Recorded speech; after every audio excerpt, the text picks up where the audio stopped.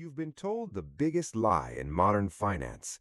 Renting is throwing money away, and buying a house is the ultimate path to wealth. But what if the math proves that for millions of people, buying a home is actually a forced debt trap, and renting is the fastest way to build real liquid freedom? Today, we are tearing down the emotional propaganda and looking at the honest financial architecture nobody wants to talk about. For past generations, buying property was a straightforward formula.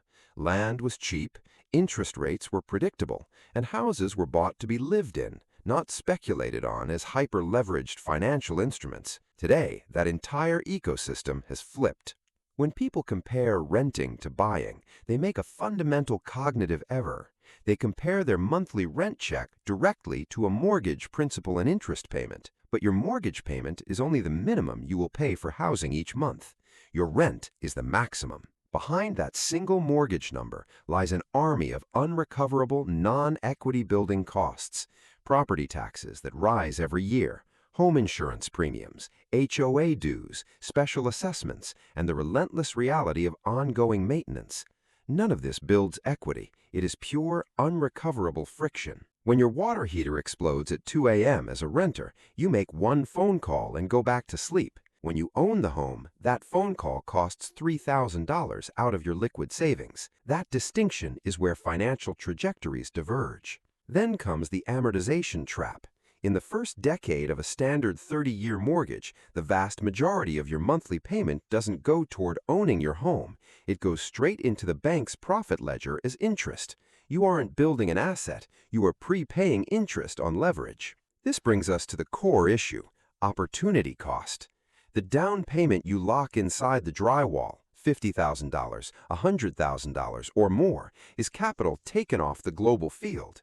It is no longer compounding in liquid, highly productive global assets, businesses, or real-time yield engines. Home equity is illiquid. You cannot buy groceries with your living room walls.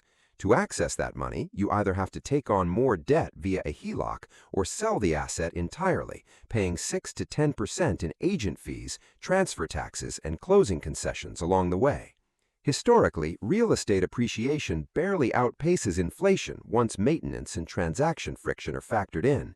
Meanwhile, liquid global equities and diversified asset portfolios have historically delivered superior real compounding over long horizons without needing a new roof.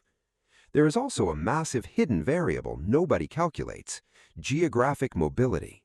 In a fast-changing global economy, the ability to pack up and relocate for a 30% income increase or a superior career opportunity within 30 days is a superpower.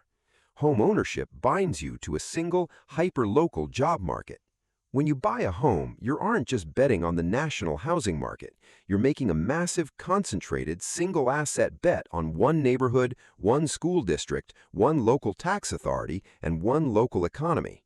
That isn't diversification, it's extreme concentration risk. Now, let's be completely fair. Home ownership offers real non-financial benefits: stability, the freedom to renovate, pride of ownership, and fixed nominal housing costs over decades are valuable psychological assets. But we must categorize them correctly. Home ownership is a lifestyle consumption choice, not a pure investment strategy. So, what is the honest alternative?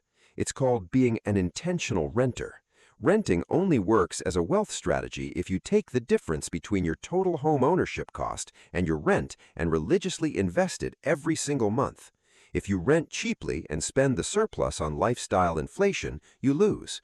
But if you rent strategically, keep your fixed overhead low, and automatically direct your surplus into liquid compounding yield engines, you build compounding momentum that traditional home equity simply cannot match. Here's the rule of thumb smart money uses. Look at the price-to-rent ratio in your market.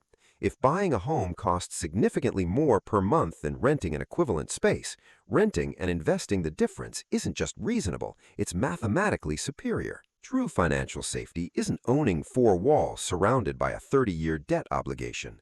True safety is liquidity.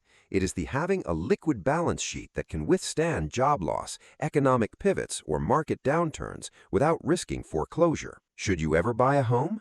Yes, when you have the capital to do so without wiping out your liquidity, when you plan to stay anchored for a decade, and when you view it as a lifestyle upgrade, not an investment engine to save your retirement.